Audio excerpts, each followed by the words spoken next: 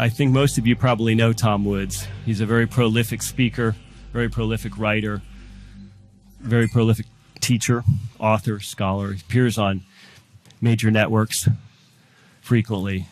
He's the author of several books, too numerous to go into here. But I think a couple things are most important to us. First and foremost is that I think his ability to write and speak across an incredibly broad range of topics brings to mind Murray Rothbard, frankly.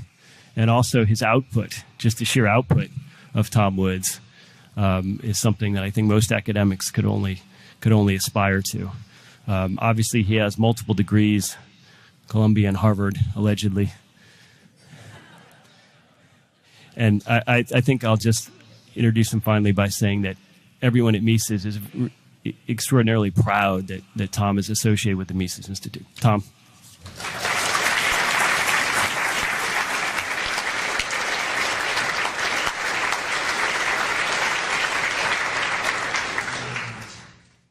Today, of course, I'm talking about police militarization, but also the war on drugs, because I think one has fed into the other.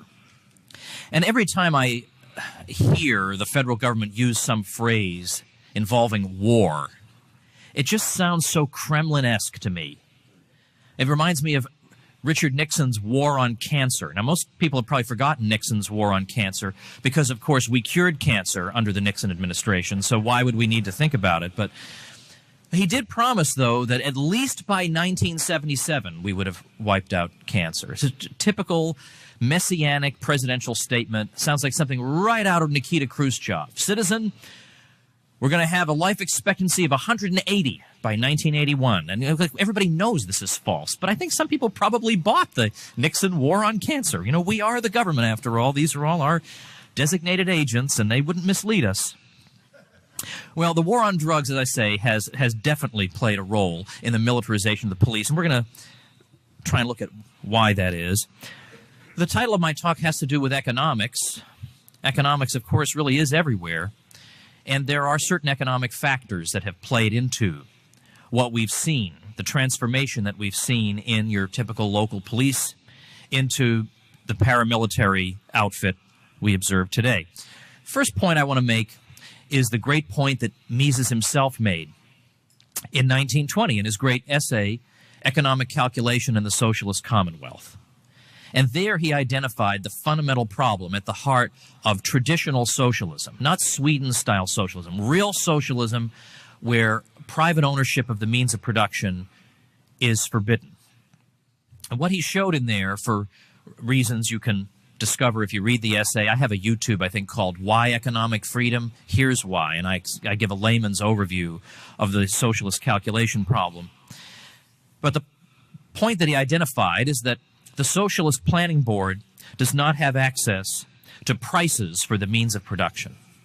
And if you don't have access to prices of your inputs, then you can't calculate profit and loss. There's no arithmetical way to determine whether you're doing well or badly when there's no input cost to subtract from your sales revenues. So you're completely in the dark in your allocation of resources. And when allocating resources for an entire economy, you're making decisions that involve, well, millions of products, let's say, which could be made in, I don't want to be too technical here, I'm going to use the word 8 gazillion possible ways. Think of all the possible inputs that could go into all the possible goods, all the production processes that could be employed to produce this tremendous array of goods. And you can imagine there are many different possible combinations, almost all of which would be ludicrously uneconomic. And so what the market does through prices is to push entrepreneurs through profit and loss to engage in that combination of productive resources that is the least wasteful in terms of foregone opportunities, to make sure that all the scarce capital goods we have and inputs that we have are arrayed in a configuration in which the goods that consumers demand are produced in such a way that goods that they demand more urgently are not sacrificed in the interest of producing goods they demand less urgently. That if lumber is more urgently needed in this production process, then this production process has the ability, because there are multiple owners in a free market economy, to bid those resources away from production processes that could get away with a process that uses less lumber. And all these possible factors of where should I build my physical plant? Should I build right next to where my sales are going to be, or should I build over here where the land prices are lower but my transportation costs will be higher? And then how should I produce, and in what quantities? The Socialist Planning Board is completely in the dark when answering these questions. Now, a government like the United States, on the other hand, is not a socialist government in the sense that Mises meant, because we do have private ownership of the means of production. But when government spends, it is always in a kind of calculational darkness, because although it does have prices of inputs, it doesn't have any legitimate sales revenues. Unless we're going to go along with Harry Reid and say that when you send your check to the federal government, this is your voluntary contribution to civilization. No, to the contrary, of course, the government acquires its revenues through force, through violence, or through threats of violence.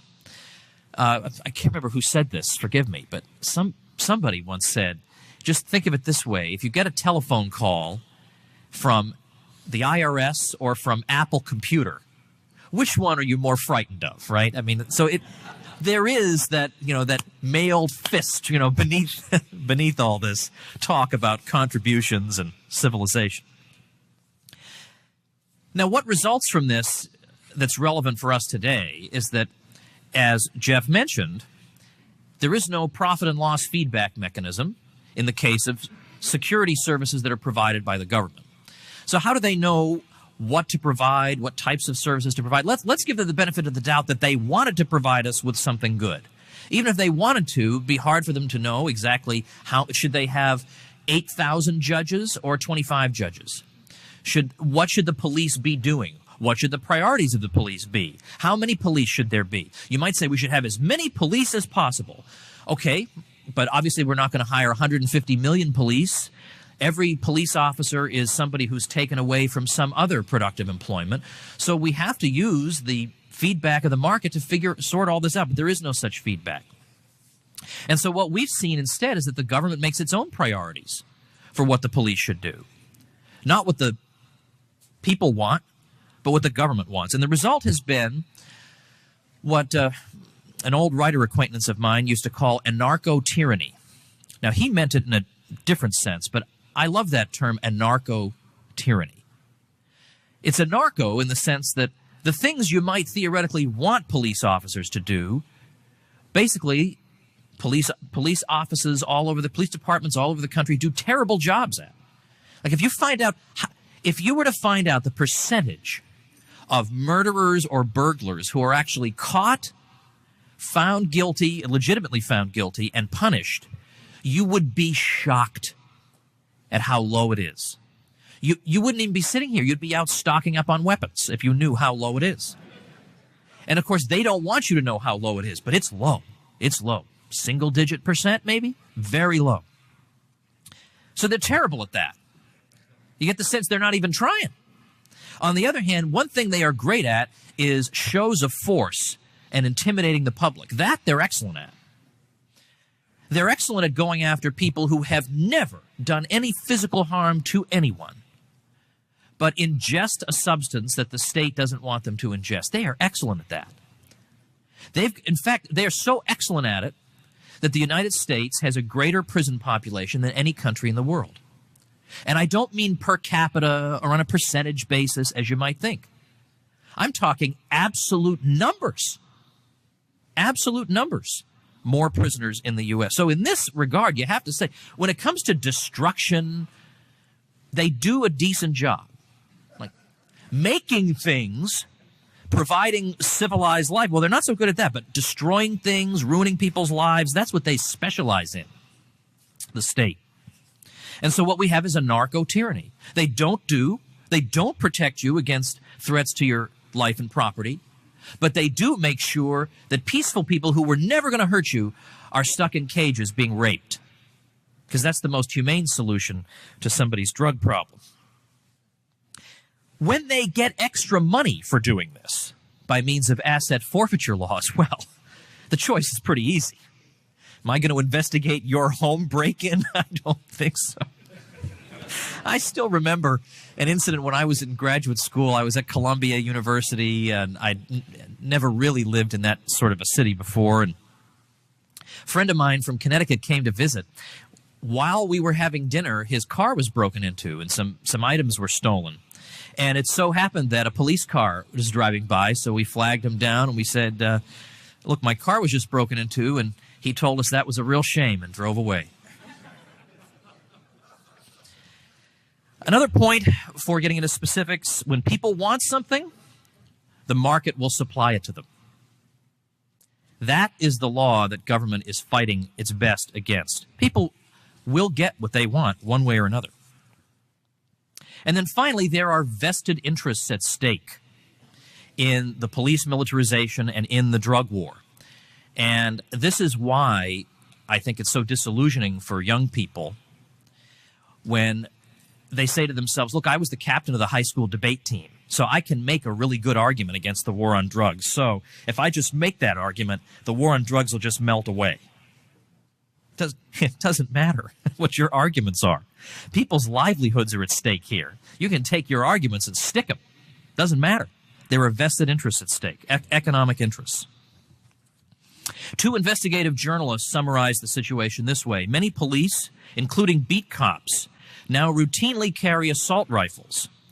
Combined with body armor and other apparel, many officers look more and more like combat troops serving in Iraq and Afghanistan.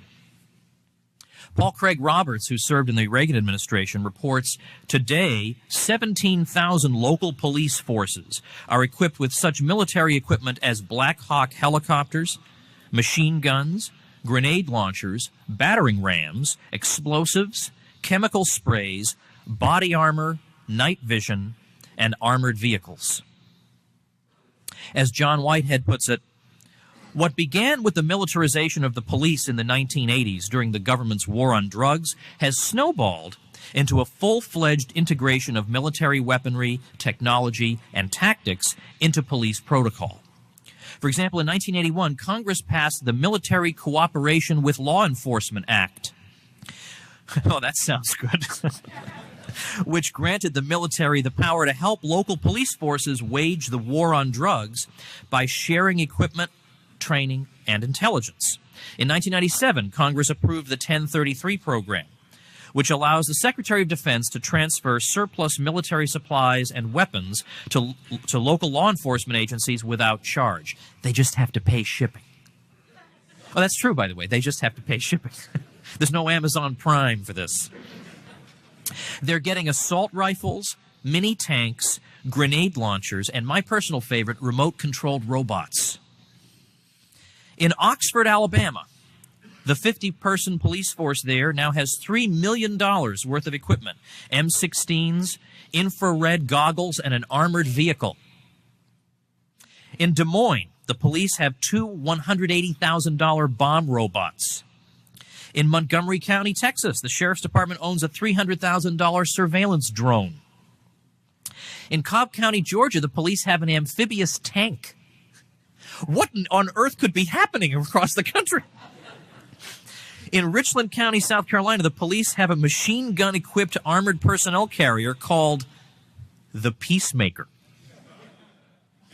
This type of equipment had previously been seen only in war zones. Now, we've heard a lot about the Bearcat. Some of you may follow the Free State Project in New Hampshire. These are people who believe in the non-aggression principle, don't initiate physical force against anybody else, but apparently believing in not initiating physical force is one of the most dangerous threats New Hampshire has ever faced. And so there was a police department that got hold of a Bearcat. They applied for it, and they got it approved. And they said, we are under threat here.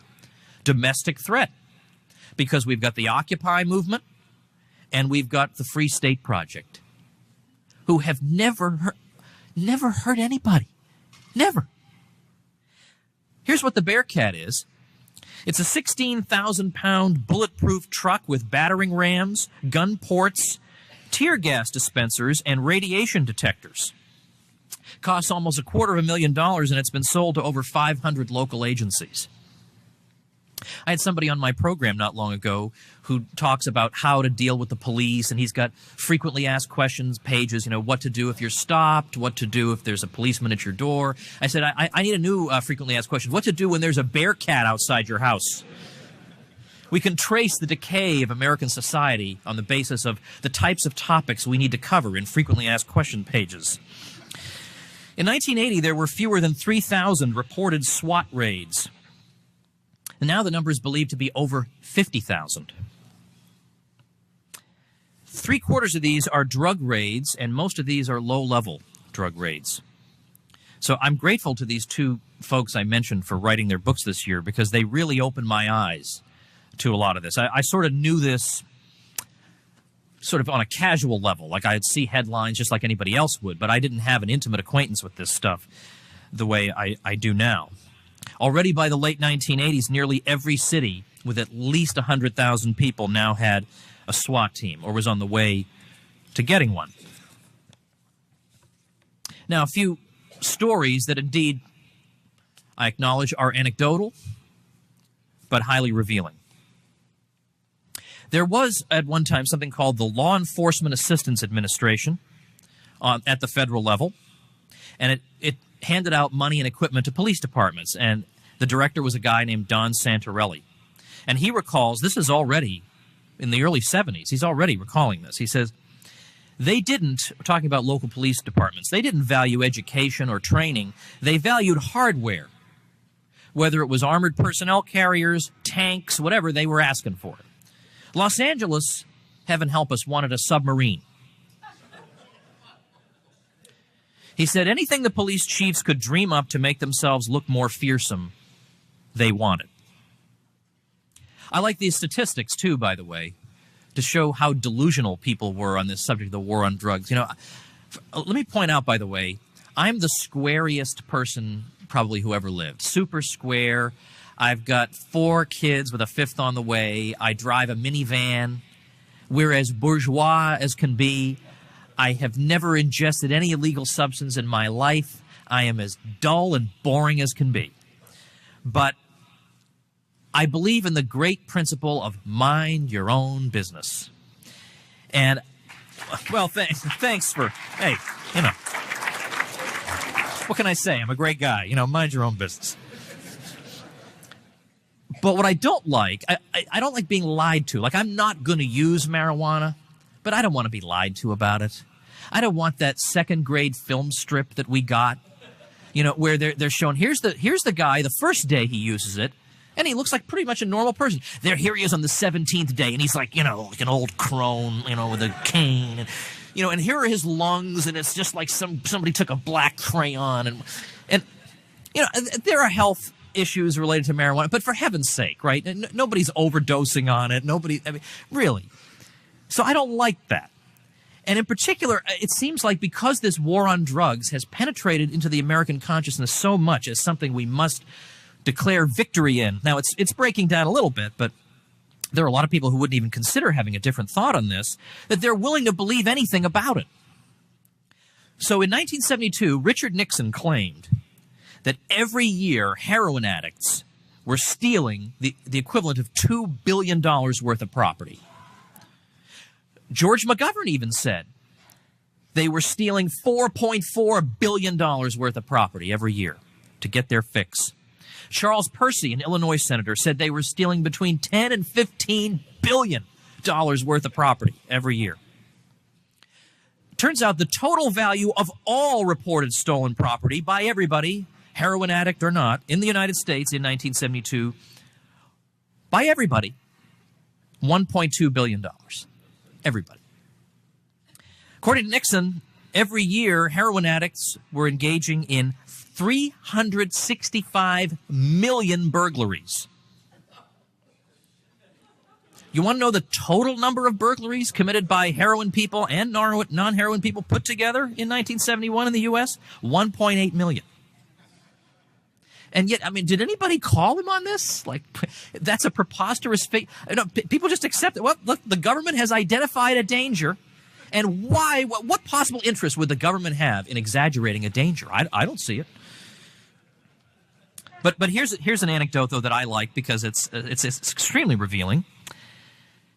We had this federal campaign against marijuana production in early 1980s. This was going to bring in the National Guard to search out and destroy Northern California marijuana fields. Summer 1983, the federal government sent U-2 spy planes over California. A U-2 spy plane. You remember the U-2 spy plane? That was the thing that scuttled the summit between Eisenhower and Khrushchev because they were flying them over the Soviet Union and pretending they weren't. Now they're just openly doing it here. And then the asset forfeiture laws kicked in. And this allowed the local law enforcement to keep most of the assets they seized if they were drug-related. Now, supposedly, they've got safeguards in place, but they really don't. In 1985, a DEA agent writing in his book Cash Crop very frankly said, the biggest focus of what we're doing is going to be on land seizures. Anybody who's growing marijuana on their land, we're going to take their land. It's as simple as that. It's done civilly through the federal system. Basically, people have to prove that they weren't involved and didn't know about it. Oh, that should be a breeze. I'll prove to you that I didn't know about it. Just the act of having marijuana grown on your land is enough to tie it up. Then you have to turn around and prove you're innocent. It reverses the burden of proof. Yeah, see, a lot of normal people would think that's a bad thing, the whole reversal of the burden of proof. But no, this was just openly stated. That's right. It is a reversal of the burden of proof. So it turns out that these dangerous, terrible drug kingpins aren't so dangerous after all, because the rule was that if you hand over your land, we'll let you go free. Even though you're a menace to society, we'll let you go free. What we really want is the stuff. We want the land. What are the incentives that follow from this? Well, what types of crimes are they more likely to go after? Are they as concerned about the burglary of your house as they would otherwise be? Another incentive, this is also from one of those books that I had a chance to read this, last year. Another incentive is wait until the drugs are sold and then go after the drug dealers. Now, supposedly they want to keep us safe from the drug dealers and from the drugs getting out into society. So you'd think they'd want to stop the drug dealers before they can sell the drugs. But it's much more common they want to wait until the drugs have become cash. Then we'll get them. But I thought this was all about protecting me from drugs. But so the department wants the cash, so they wait for the. And now there are studies that show this. They wait for the transaction to be consummated, and then they grab the cash. It also turns out that agents are far more likely. So you've got a major metropolitan area. You've got roads with lanes coming in and out. Car coming into that metropolitan area is full of drugs to sell in the metropolitan area. The car coming out is going to be full of cash. Guess which lanes they're more likely to stop the cars in? But they're just trying to keep us safe, right? They're just trying to keep us safe. And you get people like me who are ingrates who come along and raise these objections. Paul Craig Roberts noted that the asset forfeiture thing, the main result of the efforts of the drug warriors by introducing this, he said, was the routine confiscation of the assets of the innocent. Americans can be stripped of their property without a warrant on the basis of mere probable cause. People can have their property taken away without a criminal conviction. And in fact, an estimated 80% of people who lose their property in this way are never charged with a criminal offense. They have to sue the government to get it back. They have to file a petition very shortly after the seizure and post 10% bond. And the government is not even obligated to explain the procedure to them. The burden of proof, as I say, is on them to prove that their seized property had no connection to drug money. Now, there's also a futility to all this. There's a futility to it because of the point that I made right at the beginning. When people want something very insistently, The market is going to supply it to them. So I like this particular anecdote because this alone helped to crack through any lingering sympathy I might have had in my old sort of pre-ish libertarian days for the war on drugs. In the late 1990s, Judge Volney Brown recalled an incident in the early drug war under Nixon, under the short-lived Office for Drug Abuse Law Enforcement. And Judge Brown served as a staff attorney for them. Well, his regional division of the Office for Drug Abuse Law Enforcement decided to try to arrest all the known drug dealers in a given city at the same time. So they chose San Diego. San Diego, law enforcement there, acting under the auspices of this office, managed to arrest all 39 members of the drug gang that was responsible for providing nearly all of the heroin that was sold there. They did it. They got all 39 of them. And for a whole week, it was impossible to find heroin in San Diego. By the second week, new suppliers began to appear. Within a month, things were back exactly as they were before, except this time the authorities had no idea who was selling the heroin. Judge Brown says it was not more difficult or more expensive to obtain illegal drugs than it was in the beginning. We had failed to solve or even affect the drug problem with law enforcement. If we'd been given 10 or 20 times the resources, we would still have failed. I have learned from experience that there is no practical level of law enforcement that will prevent people from using the narcotics and dangerous drugs they wish to use. How about that? Judge James Gray was a trial judge in Orange County, California. Late 1990s, he returns from a 2-week vacation, so he asks his court reporter, what were you up to while I was gone? And the court reporter said, well, we reported 25 felony preliminary hearings, 21 of which were drug-related. One involved a homeless man who pushed his belongings through the city in a shopping cart and who was arrested for selling $10 worth of cocaine. And Gray says, a courtroom, judge, clerk, court reporter, and 2 bailiffs were taken up by this hearing for half a day, which did not include all of the preparation, reports, and efforts of a prosecutor, public defender, and 4 police witnesses. He says the system wastes scarce resources, churning low-level, nonviolent drug offenders like the homeless man through the system to no effective purpose.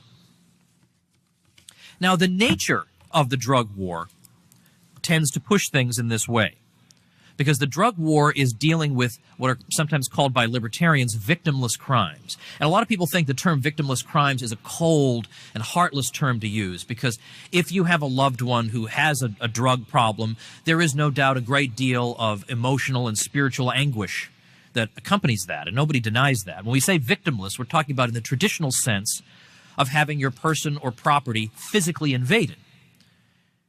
And that doesn't happen in these drug cases. And so because there's no traditional victim, there's no one to report the incident. There's no need to worry about, are people going to report burglaries? They're a victim of a burglary, they're going to report it. But a victimless crime, there is no victim. So how do we find the perpetrators? Not because somebody comes forward and then we know a crime's been committed and then we would dispatch some people to go investigate it. For people to find out about these drug offenses at all, they have to employ the search power aggressively. And that in turn gives rise to nearly irresistible tendencies toward abuse. Every year there are approximately 1.4 million drug arrests. It seems to me unlikely that every case involves the voluntary disclosure of possession by a user, or an officer seeing some quantity of a drug lying in plain sight. Numerous surveys have found that judges believe that false testimony regarding the legitimacy of searches is a common occurrence. Then we have bribery. The economists David Rasmussen and Bruce Benson say the illicit drug market is probably the most lucrative source of police corruption that has ever existed in the United States. And the reason for this is that police are in a position to protect certain drug gangs and protect their turf, and also drive out competitors. Well, the protected gang is prepared to pay top dollar in bribes for this valuable service. Now, once in a while, we hear statistics about drug seizures that can sound as if real progress is being made on the supply side. But even the General Accounting Office admits the following. Seizure statistics can be especially misleading because they are often reported without context and in terms of street prices, which far overstate actual costs to traffickers.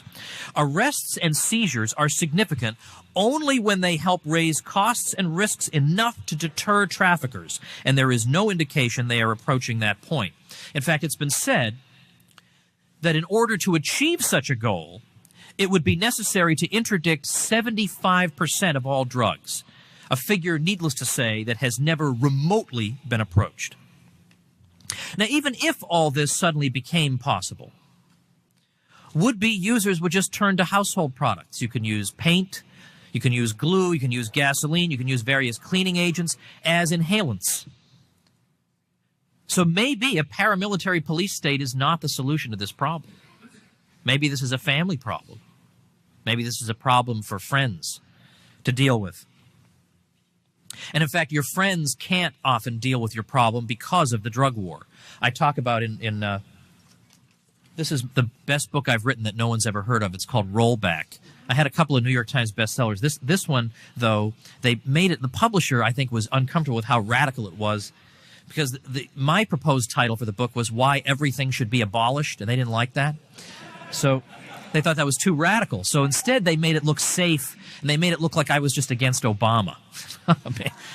Well, duh, I'm against Obama, for heaven's sake, right? But in there, I've actually got some stuff on the little bit of stuff on the drug war, and there's numerous incidents where kids are watching one of their friends basically die right in front of their eyes, but they're afraid to call police because they don't want to get in trouble for being involved in drugs. And so there have been cases where the police departments have been told, look, couldn't you have some kind of loophole here for when you're calling about your dying friend that we won't arrest you for drug use if you're calling about your dying friend? And the answer was, well, that would send the wrong message. So the right message is you should let your friend die rather than help him. Like that's the right message. Well, on the supply side, though, the U.S. government has poured enormous sums into helping the Colombian government fight drug production in their country. And it just gets worse. Just gets worse.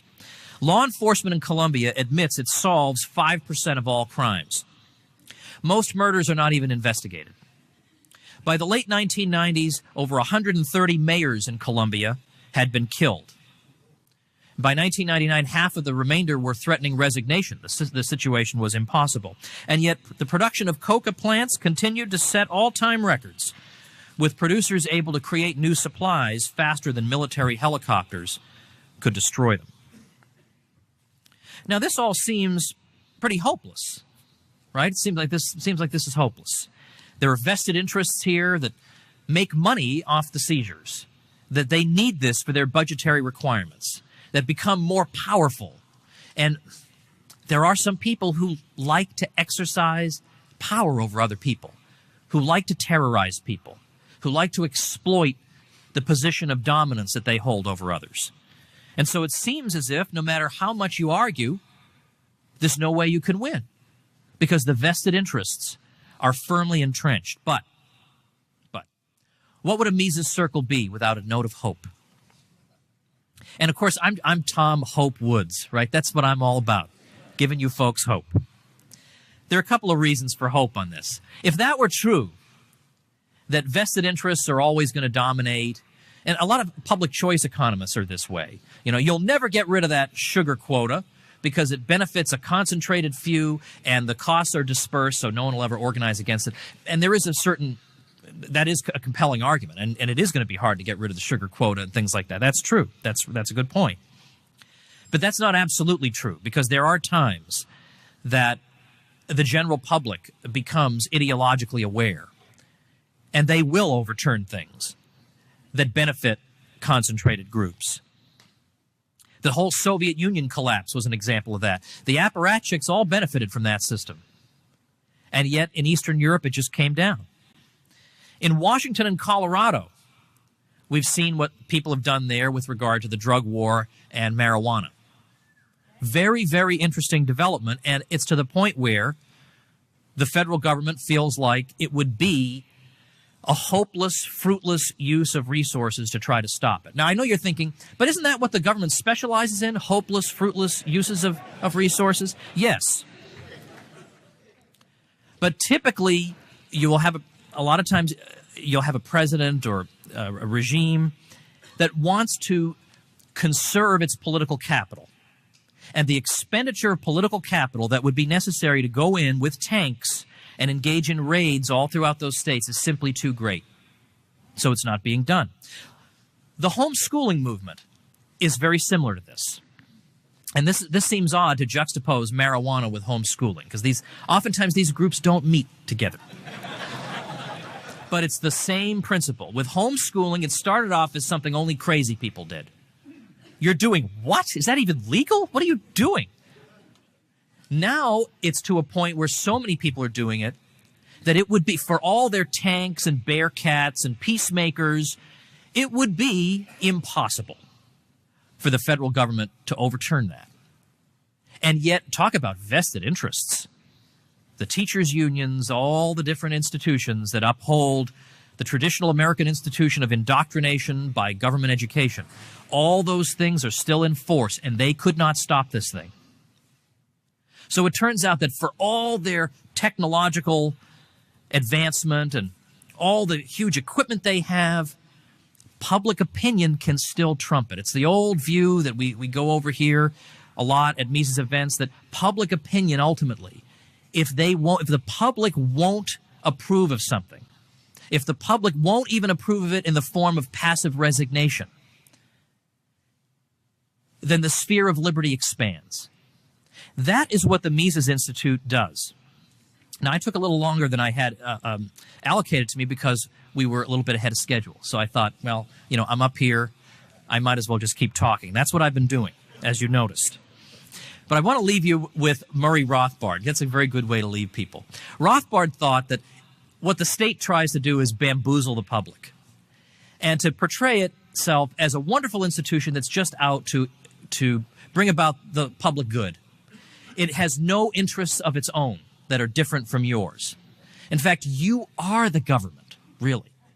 So when we rule over you, it's really you ruling over you. So you shouldn't complain. And they do this, and they have various means by which they promote this myth. And one of them, of course, is their educational system. Because you'll note that the government does try to help people, supposedly, who need food. So they give them food stamps. But they don't open government supermarkets. They give them food stamps to go spend on food. But with education, they don't do that. They do open the equivalent of government supermarkets. They open government schools. They open the schools. It's not a coincidence that they do this. Because, yeah, okay, putting a green pepper into your body, government doesn't really care. But putting ideas into your brain, that's what they care about. And so no wonder, after year of government employees telling you how wonderful the government is, by an interesting coincidence, you go out of there believing the whole government myth. You've been bamboozled, Rothbard says, and it's the role of the libertarian thinker to de-bamboozle society. And that, above all, is what the Mises Institute does. Now, the Mises Institute does technical economic work in the Austrian tradition, has an academic journal, does tremendous work with its academic conferences, but also reaches out to the public. Mises said you have to do both. Build the edifice of Austrian economics, but also reach out to the public. And in reaching out to the public, I can tell you there is no better de-bamboozling institution anywhere in the world than the Mises Institute. And I hope that today you won't just enjoy the presentations and the good company that you'll enjoy, but you will decide this is an organization that is worthy of my support, and together let's de-bamboozle everybody. Thank you very much.